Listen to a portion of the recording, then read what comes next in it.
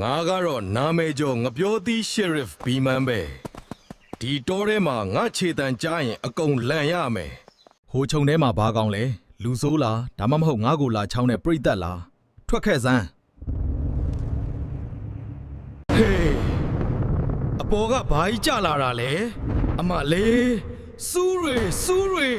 တွားပြီပြုတ်ဟိုကောင်ကစူးနဲ့ငါကအခွန်နဲ့အရှိန်လွန်ပြီးဘားလက်ဝဲကွက်တွေထွက်ကုန်မှန်းကိုမသိတော့ဘူးအမလေးဒါကအသီးလားခြေအိပ်ပုတ်လားရန်သူကဓာတုလက်နဲ့တုံးနေပြီဗျ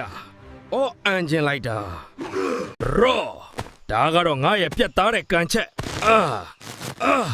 ကျုပ်ပြန်မထွက်တော့ဘူးဟာဟေ့ကောင်တွေမရေနဲ့လေဒါကငါရဲ့ဖန်စီနီးအစ်စ်ကွာငါခြေထောက်နဲ့အသီးကိုပေါင်းစည်းလိုက်တာ